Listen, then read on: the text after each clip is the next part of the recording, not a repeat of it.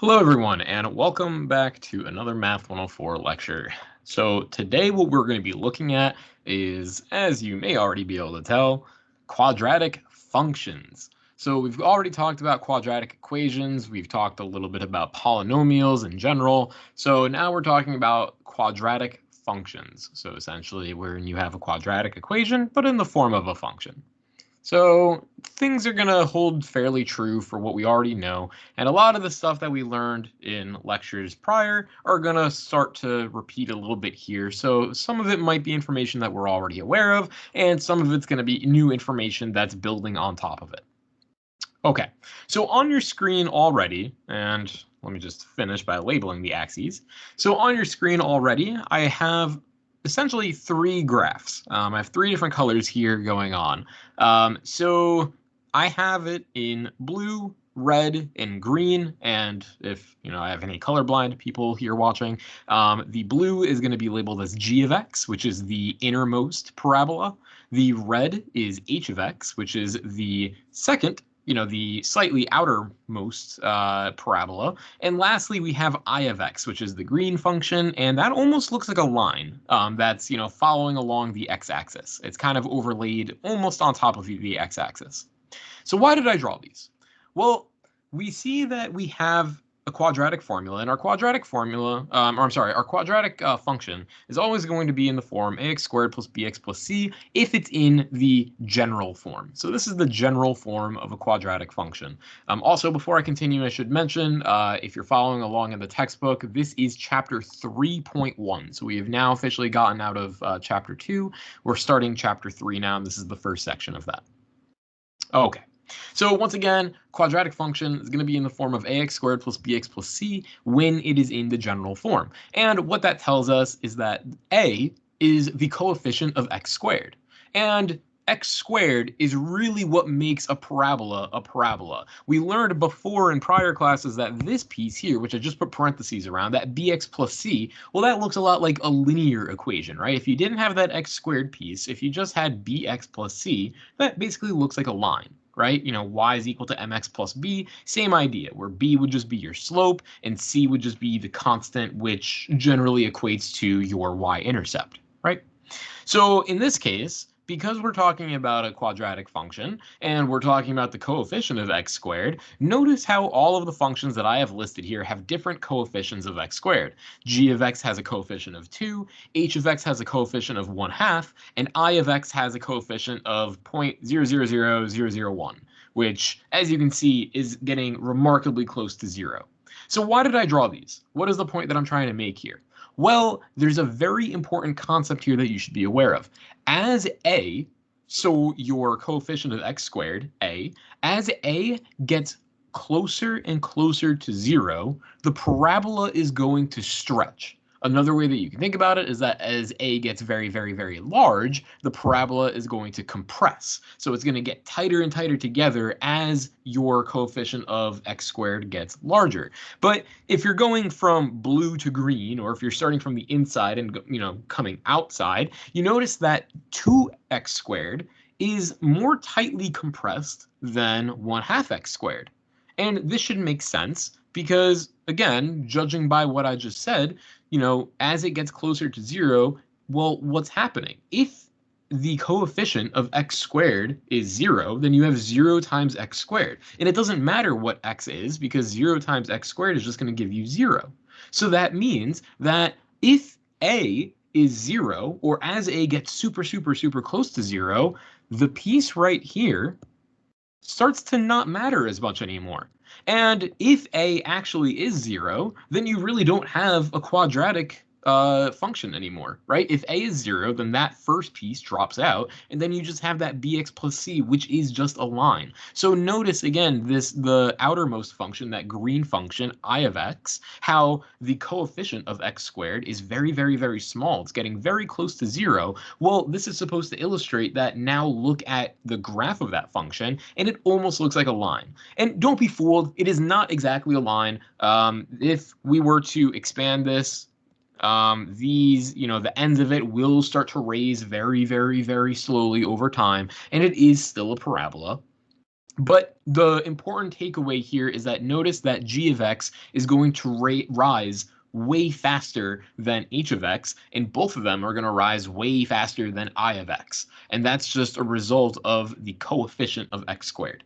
So not only will the coefficient of x squared tell you how fast the parabola is, going up. So again, the larger the number, obviously, the tightly it's compressing and the faster the parabola is going up. But it's also going to tell you the direction of the parabola. And what I mean by that is if A is positive, so we see for all three of these cases, A is positive, right? It's a +2, a +1/2, and even a +0.0000001, right? All of those coefficients are positive. If A is positive, then your parabola is opening upwards. What that means is that the cup is, facing up. You notice that, your cup could be filled this way. So you say that the cup is facing upwards. Your parabola is opening up, okay? If A is negative, then you're going to see a parabola that looks like that. So again, the coefficient of x squared tells you two important details about the parabola. It tells you how fast it is, going upwards, how fast the outputs are raising, and it also tells you the direction of the parabola itself. So, what does this tell you? Well, in more specific terms, let's talk about the vertex of a parabola before we really start messing around with the coefficient, telling us if it's upwards or downwards. So the vertex, and this is a definition that you should probably be aware of, the vertex of the parabola is essentially its turning point. So notice how, from here downwards. So if we're talking about the red parabola here, so h of x, notice how it is descending this way up until we hit this point right here. And once we hit that point right here, it starts going back up again, right? The range, the outputs are decreasing. We already talked about decreasing and increasing functions, right? So the output is decreasing, but then at a very specific point, it stops decreasing and it starts increasing. That point is known as the vertex of the parabola.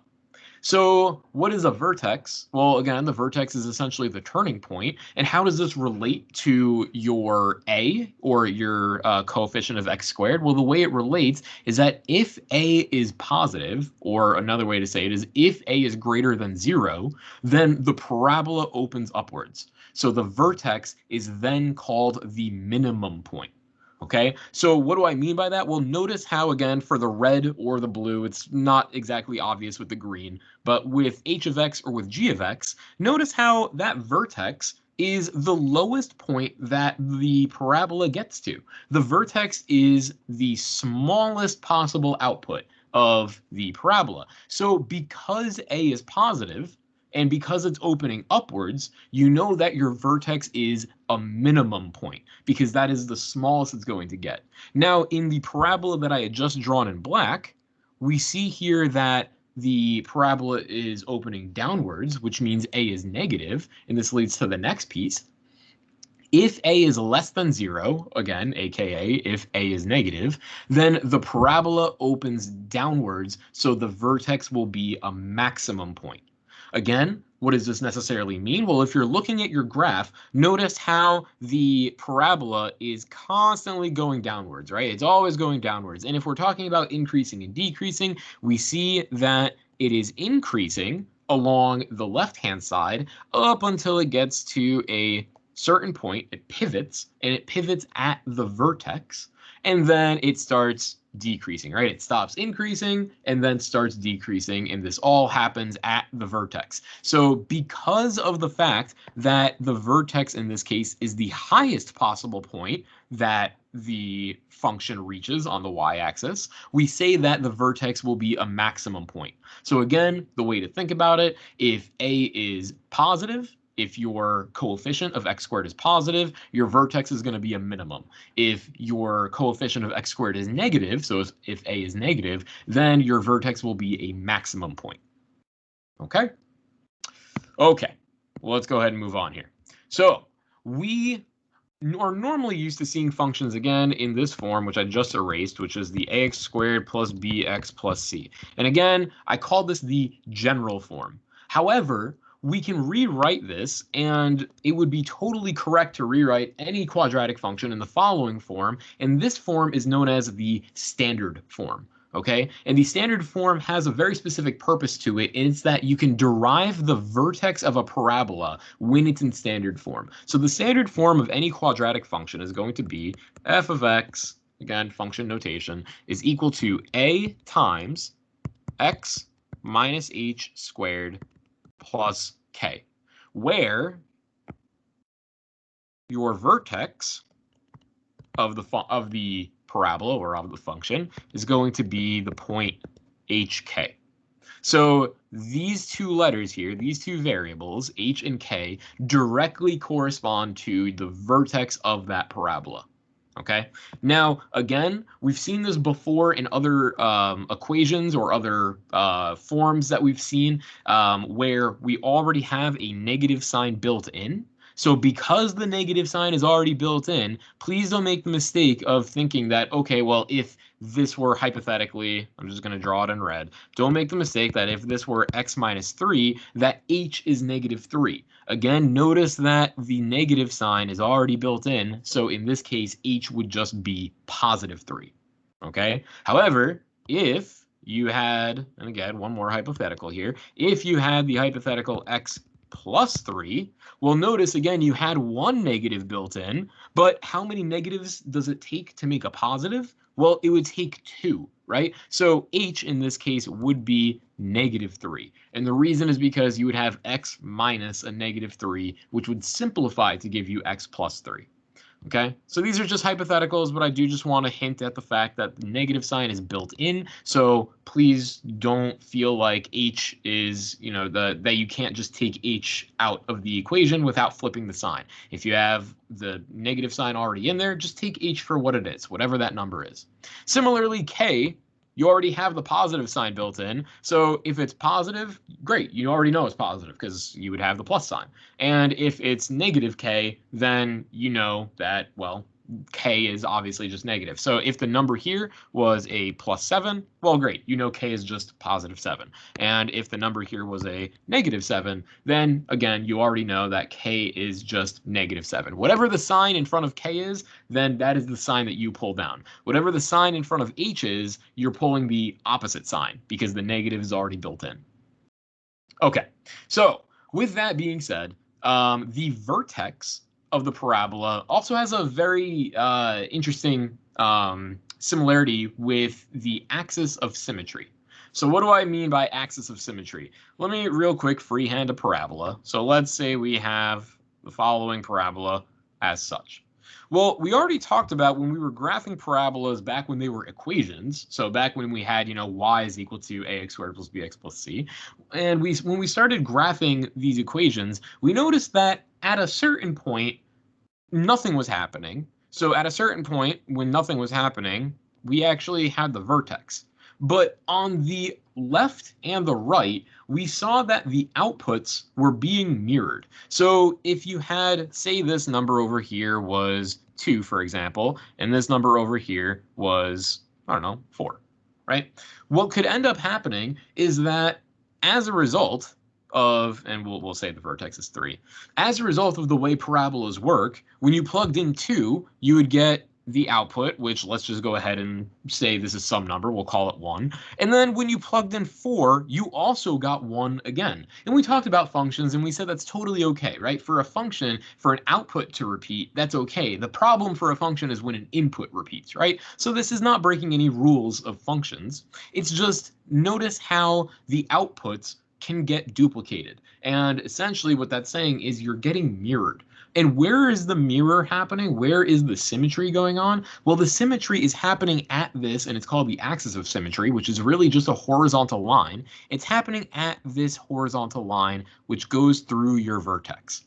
So any parabola always has this axis of symmetry. Doesn't matter what kind of parabola you draw, doesn't matter what the coefficient of x squared is, it's always going to have some sort of axis of symmetry, and the axis of symmetry is always going to go through the vertex. And because we write vertical lines in the following form, we always write a vertical line in the form x is equal to some number, whatever the case may be. In this example, we see it's going through the vertex, which I can't tell you what the x component is because I just freehanded this, but it's going through the vertex with the y component of, I'm sorry, with the x component of 3, right? So we know that it would just be x is equal to 3. Sorry, I think I got that backwards when I was explaining it. I don't know what the y component is, which I'll put a little question mark here because, again, I was just freehanding this. But we know the x component, and because we know the x component of the vertex, I know that my vertical line is x is equal to 3. And this would be your axis of symmetry. So there is a distinct similarity between the vertex and the line of axis of the line of symmetry, and it's always going to be in the form of your equation of that vertical line is always going to be x is equal to h. So whatever the component is of your vertex, whatever the x component is of your vertex, that is always going to define the line of symmetry that splits your parabola in half. Okay, so essentially one side gets reflected over to the other based off of that line of symmetry. Okay, so let's actually get to an example here. So let's say I want to find the standard form of the quadratic function f, whose graph has the vertex. So we're given the following information. We're given the vertex is 1, -5, and it passes through the point. So we'll write this down. Passes through the point 3, 7. Okay. So I want to find the standard form of this function. I have been given 2 pieces of information, and then the last question that I have is, does this function f have a maximum or a minimum value? Okay, so to get started, because we know we want to get it into the standard form, well, let's just start with plugging in what we know into the standard form. Well, what is the standard form? Standard form, once again, is your a is on the outside. You have x minus h squared plus k. Again, this is the h is going to be your x component of the vertex. Your k is going to be the y component of the vertex, right? So we know that the vertex is 1, -5. So that means we can plug in f of x is equal to, well, we still don't know what a is, so we're just going to plug a in because we don't know what it is yet, so it's still just a. Then we have x minus 1, right? It's a positive 1, and because that minus sign is built in, we just say x minus 1, okay? So x minus a positive 1 is the same thing as x minus 1, and then we have the square plus, and it is a -5. So instead of writing plus -5, I'm just going to write -5. And if you wanted to take one more line to simplify it, that's totally fine. Okay, so we got to this point, but we still don't know what a is. And without knowing what a is, we don't have a function. We don't have a function of a quadratic in standard form yet. We still need to figure out what a is. But we were given one other piece of information. And the other piece of information we were given is that it goes through a specific point, which means that we have an ordered pair that we can plug in. Remember what an ordered pair essentially tells us when we're talking about a function. This directly corresponds to f of 3 equaling 7, right? This tells you that your input is 3 and your output is 7. So my input into the function is 3 and I get 7 out of it. Well, that should tell us, okay, well, if that's the case, I know I'm going to have a 7 here. I'm going to have a, I'm going to have 3 minus 1 squared is equal to 5, right? Where am I getting the 7 and 3 from again? Well, again, we know that this is an ordered pair as part of our function. This is a solution to our function. 3, 7 is a solution to the parabola. So we can just plug 3 and 7 in to 3 being our x, 7 being our f of x, and we just solve for a now. And once we've solved for a, then we can go back and plug this in, plug a in, and we'll have the last piece of information that we need. So solving for a, this really isn't too bad, right? Let's do some simplifications. First, let's move the 5 over. So we get 12 is equal to a times, and we can do what's inside the parentheses in the same step. 3 minus 1 is 2, so we get 2 squared. So we get 12 is equal to 4 times a, and when all said and done, divide 4 on both sides, we get 3 is equal to a. So now that we found out what a is, we can now go back to our function and say, okay, so the function of the quadratic form, or I'm sorry, the quadratic is going to be in the following form with, instead of an a out front, we now know we have a 3. It's still x minus 1, right? We keep that information from the vertex, minus 5, and now we're done.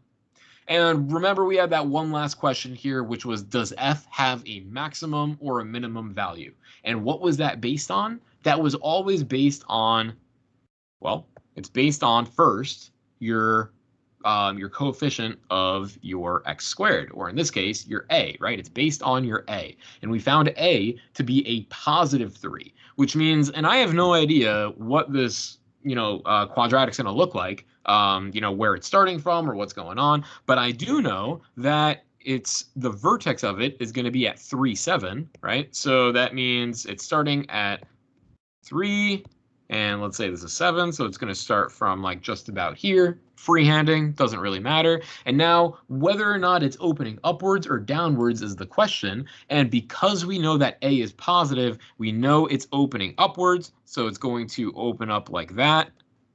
And as a result, to answer the question, does f have a maximum or a minimum value? Well, the vertex is a minimum because the parabola is opening upwards, which means the y values keep increasing. So the vertex is the lowest point that it's ever going to get. So f has a minimum value.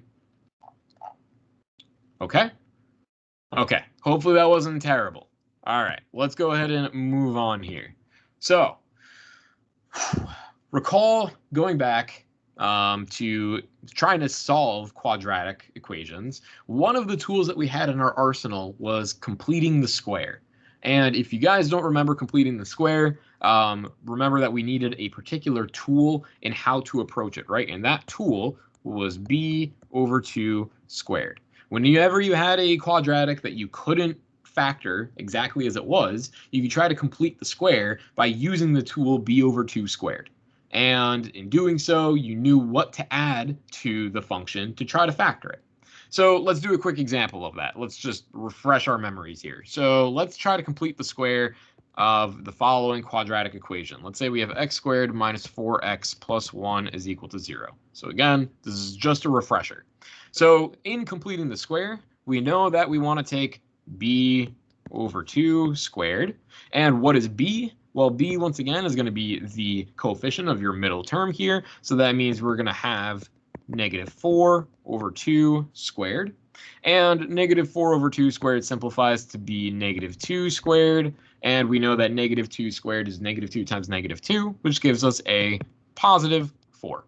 So we know that we need to add 4 to both sides, or at the very least, we know that we need to add 4 to the equation. And whatever we end up adding, we have to take away as well, right? So what this tells us is we're going to have, okay, x squared minus 4x plus 4 minus 4, and then you still had that plus 1, right? That plus 1 didn't go anywhere. We just dropped it down. Now, in previous lectures, one thing that we did was we started off by moving over that plus 1 to the other side. And this was in an effort to solve for x, right? But kind of try to get away from that habit. Keep plus 1 on the same side, or whatever your constant is, on the same side, because we're going to see that in a function, we don't really have the luxury of adding things to the other side. So just keep it around. Just have it stick around, and we'll, find a way to take care of it in a second. So where is this plus 4 coming from?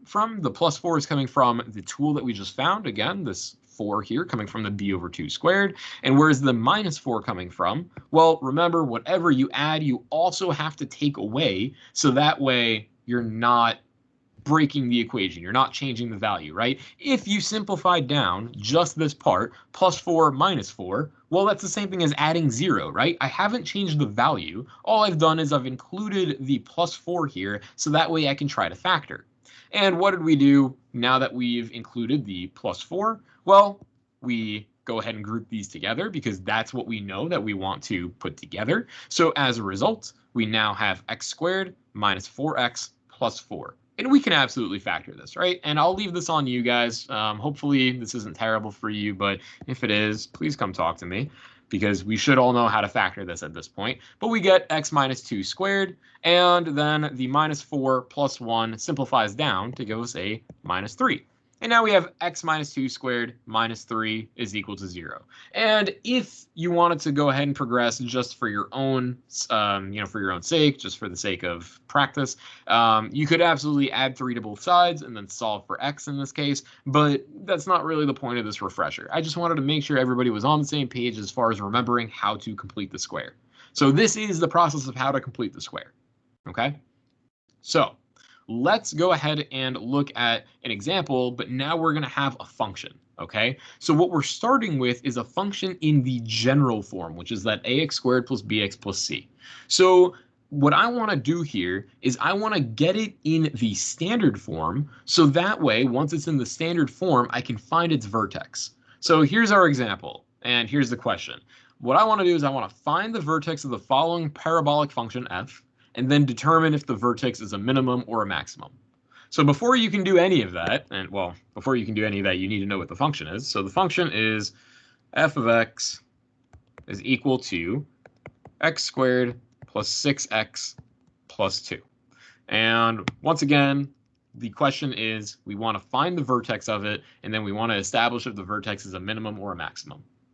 Okay, so notice how when it's in this form, which is the general form, it's not exactly obvious what the vertex is. You can't derive the vertex just from this form. So what we're going to do is we're going to convert it from general to standard form, and in doing so, we'll then be able to see what the vertex actually is.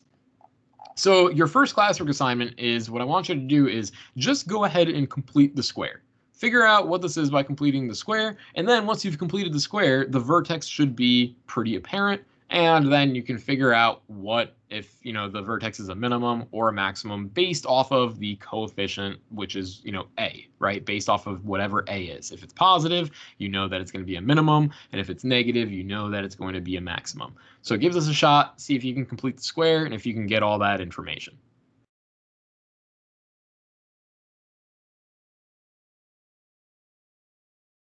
All right, so going through this, let's go ahead and take a look at it. So again, we want to complete the square, right? And as we just saw, the tool that we need is b over 2 squared. So in doing this, well, b is going to be my positive 6, right? So that means I'm going to have 6 divided by 2 squared. This gives me 3 squared, which we know is 9. So we come over here and we say, okay, we have f of x is equal to x squared plus 6x. And now we have this piece, right? We have that 9 that we know we want to add in. So I'm going to add 9. And in the same breath, at the same time that I'm adding 9, I'm also going to take away 9. And then we still have that plus 2. Remember, I'm taking away 9 because I don't want to change the value of the function. I just want to change how it looks. I want to make sure I have that plus 9 in there so that way I can factor this piece, the x squared plus 6x, now with the plus 9. Okay, so trying to factor this, we just bring down the f of x. Factoring the top piece here, we know now we're going to have x plus 3 squared. And now we have minus 9 plus 2, which gives us a minus 7. And last but not least, this is looking like it's in standard form because it absolutely is. But it might not be exactly evident to you what the vertex is just yet. Remember, the vertex is going to be hk, right? Where this number is going to be your h, so this is h, and this number is going to be your k. So your vertex is going to be hk. And what are h and what is h and k in this case? Well, k, I told you, remember, it was plus k. So whatever the sign was that you get is the sign that you're keeping. So in this case, it's a hiding plus sign here, right? So plus a negative 7, which means that k is just negative 7. And then for h, remember that in our equation, we had that negative sign built in. So what do I mean by that? Well, I mean that this is the same thing as if we rewrote it as x minus a negative 3 squared minus 7. Notice how we have this negative sign, which now matches our standard form, right? The negative sign was built in, and what's left? Now we have that negative 3, so we know that h is negative 3. Okay, if you can spot that right away without doing this conversion x minus a negative 3, if you just understand that, oh, if x plus 3 implies that h is negative, then that's totally fine. You do not have to do this step right here. I just do that just so you could understand why it's negative 3. Okay, so we now get the vertex negative 3, negative 7. And what does this tell us? Well, this tells us, again, that the parabola starts at negative 3, negative 7, but is it a minimum or is it a maximum? And to figure that out, you have to look at the a, so the coefficient of that piece of the, the x plus whatever. And in this case, it's a hiding number. But what is that hiding number always? Well, it's always a 1 if it's hiding. And if it's a 1, you know it's a positive 1. And because 1 is greater than 0, or because it's positive, you know then that this here is going to be a minimum. Again, if it's positive, that means it's opening upwards. And if it's opening upwards, then the range is going upwards forever. Right? We see that the quadratic goes upwards constantly, so the y value is always getting larger. So that means that the vertex is the lowest possible y value that you can have. Hence, it's a minimum. Okay? All right. So there's one thing that we should discuss regarding h and k, so regarding the vertex. There's actually an easier way that you can find the vertex instead of going through the hassle of converting a general form to a standard form. So the easier way that you can find a vertex is, and remember, I just erased it, but remember that vertex is always going to be defined as h and k. Well, to find h, we have this really, really nifty formula. H is always going to be negative b over 2a. And k is going to be your function at h. So first you figure out what h is, and you find h, which is your x component of the vertex, by plugging in b and a. So if you're given the general form, which again is ax squared plus bx plus c, you already know a and b because that's present in the general form. And then once you figure out what h is, you plug h into your function and you get some output, which is going to be k, which should make sense, right? Remember, in an ordered pair, this is your input, this is your output. So your input goes into the function, your output comes out of the function. So you're plugging h in to whatever your parabola is, and you're getting k out. Okay, so in the last example, what did we start with? We started with x squared plus 6x plus 2, right? So what does this mean? This means that b, remember, it's always in this form. This means that b is positive 6 and a is positive 1, right? So if we come back down here, just following from the last example that we just did, we would have negative 6 over 2 times 1. And, well, what does that give you? 6 over 2, or 2 times 1 is 2. So 6 divided by 2 is 3, and we have that negative out front. So negative 3. And does that match what we got for our x component of our vertex? Yeah, absolutely. I erased it, but we got negative 3, negative 7, right? It's just coming out of this here and that here. So we know that, yeah, this makes sense to get negative 3. And then how do we get that negative 7? Well, we plug negative 3 into our function right here, right? So this is now the same thing as f of negative 3. And how do we figure this out? Well, this is plugging negative 3 into your x wherever you have an x in your original function. So our original function was x squared plus 6x plus 2. So that means we're going to have negative 3 squared plus 6 times negative 3 plus 2. Simplifying this, we have negative 3 squared, which gives us a 9. So that's a positive 9. 6 times a negative 3 gives you a negative 18. And we have that plus 2. 9 minus 18 is negative 9. Plus 2 gives you negative 7. So we end up with the same vertex, and we verified it. that through this way, which is our second way, that we still get -3, -7. So notice that regardless how you do it, you'll still get the same coordinate, -3, -7, as your vertex. And again, this right here is very, very, very handy because you don't have to go through the process of converting your general form to the standard form. So you can do it, as we absolutely saw, and the only, like, the means of doing it isn't that bad. It's just completing the square. But if you don't want to do that, or if it's not required of you to do that, you can still get the vertex from the general form just by remembering that your x component, or h, is defined by -b/2a, and your y component is just found by plugging in h, after you find it, into your function. Okay? All right. So hopefully that's not too bad. And there is one last remark that we should talk about, which is range of the quadratic. So the range of a quadratic function will always be, doesn't matter what the function is, regardless of what well, it has to be a quadratic, but regardless of what the quadratic function is, it's always going to be one of two things. Either your range is going to be k through infinity, and notice how we're including k because the vertex is always included as part of your parabola. And again, infinity, we put a parentheses always for infinity. And this is if a is greater than 0. And if a is less than 0, then you would get from -infinity to k. Why does this make sense? Well, this makes sense because let's go ahead and do some real quick graphing. Let's say we have this parabola right here.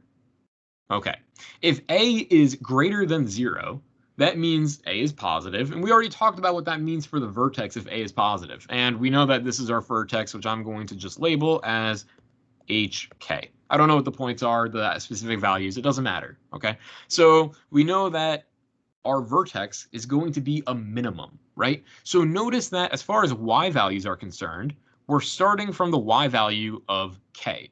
And the parabola is only going upwards, and it's going upwards forever, right? It's constantly going that way.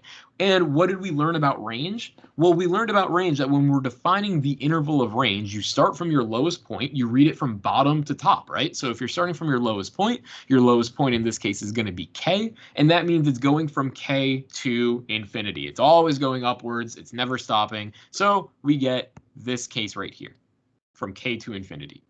And again, that's all dependent on the parabola opening upward, which you know is because a is positive. And now if you have the opposite thing, so if we're talking about this here, well, your vertex once again, that was a bad vertex, sorry, let me clean that up, there we go.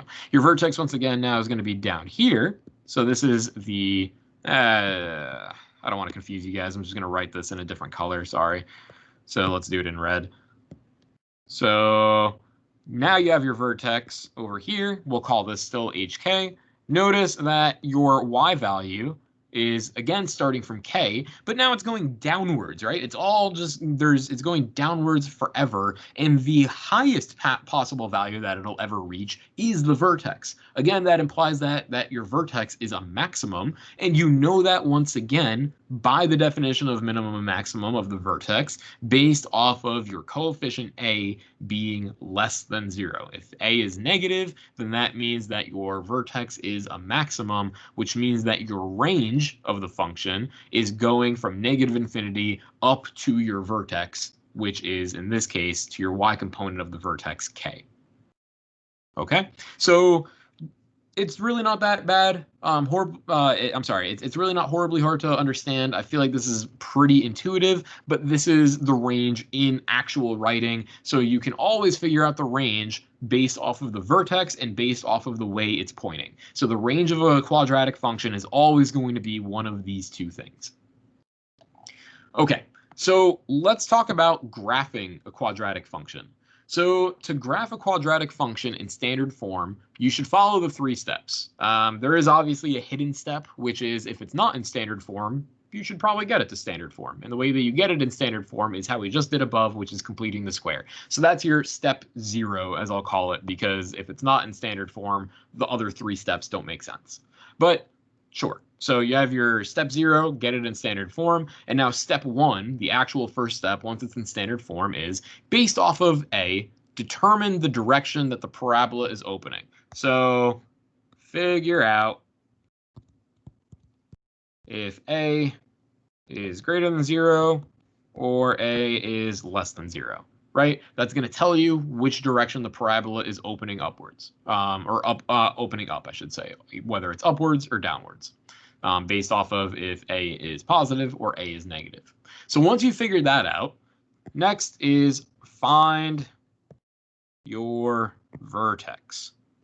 So now you're going to find your vertex, okay? And your vertex, again, in the form of hk. And assuming that you have your parabola, your function, in standard form, the vertex should just fall out of it, right? The standard form is where you have your vertex as part of your equation. So your vertex just kind of falls out of it, and that gives you your first point of the parabola. Then the third and last thing is, and I'll write this again, find all possible intercepts. So find all possible intercepts, and you're always going to have a maximum of 3 intercepts. The most amount of intercepts that you can have are 2 x-intercepts and 1 y-intercept. The reason is because a parabola can only cross the y-axis once. Either it's going to be at the vertex, it's going to be the right piece, or it's going to be the left piece. So it's only going to cross the y-intercept one time. And the reason that a parabola can cross the x-intercept twice is, remember how we discussed solutions, right? The number total of solutions that you can have, the max number of solutions that you can have for a function, is going to be based off of the highest power of your variable, right? So if you have an x squared, the most number of solutions that you can have, or most number of x-intercepts that you can have, is going to be 2. If you have x cubed, the most number of intercepts that you can have for x is going to be 3, so on and so forth. Okay, so because we're dealing with quadratic functions here, the most number of intercepts total that you can have is going to be 3. Please note, and this is still worth noting, even though we have gone over it, you may not have x-intercepts at all. It just might not happen. Remember that for some quadratics that do not have real solutions, that means that they never touch the x-axis. So if they never touch the x-axis, and a good, just real quick demonstration of this is this parabola right here. So notice how it never touches the x-axis, and it's still a parabola, but it's just, since it never touches the x-axis, you're not going to have any x-intercepts. So try to find as many intercepts as you can to help you graph it, and worst case scenario, plug in a couple easy numbers to try to find a couple other points if the intercepts don't work out. So find all possible intercepts, and worst case scenario, find a couple easy points if you don't have any intercepts to help you graph it. Okay? So those are your 3 ways that the 3 steps that you need to follow to try to graph this. Okay, so what I want you guys to do is I want you to do your second classwork assignment, which is work on graphing the following function. So the following function is f of x is equal to -2 times x plus 1 squared plus 3. Okay, so go in order, do each step in order, and then figure out how in your head this graph is going to look. And you can just do a real quick sketch. It doesn't have to be exact. Just figure out what this is going to look like, and obviously do the necessary math to get there. Okay, and we'll go over it in just a second.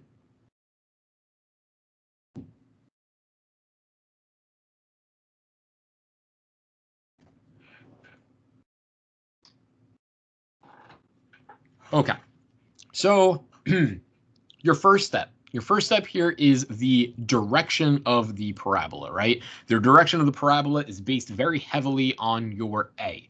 So what is your A here?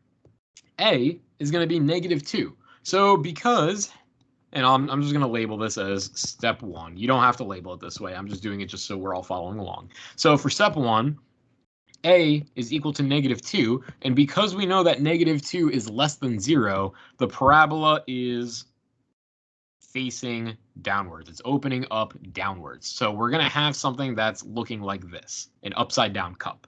Okay, so step 1 complete. You did it. Step 2, we need to find the vertex. So step 2, find the vertex. Now our vertex is always coming out of the following form of standard form, right? So our standard form is f of x is equal to a times x minus h plus k. And we know that the vertex is hk. And because the vertex is hk, we just have to pull that directly out of here and out of here, right? So k is generally easier because whatever the sign is, you just keep that sign. So we know that our vertex is really just going to be, we have a 3 for our component over here, because again, positive 3 plus 3. And over for our x component, well, remember, a negative sign is already built in. So if we had a negative sign built in, the only way that we can get an x plus a number is if we had another negative sign in there. So that means that it's going to be a negative 1, right? Because this is the same thing as saying x minus a negative 1. The two negatives cancel out. That's how we got the plus. So, okay, great. We found our vertex. Our vertex is negative 1, 3. We're done with step 2. Now all we have to do is find some points that are easy to graph on, or easy to plot on the graph. In general, again, I recommend going for the x-intercepts, but of course you can find some other points if they're easier. In this case, finding the intercepts really isn't that bad. So let's try to find the intercepts here. First, we're going to do the y-intercept because that's always the easiest.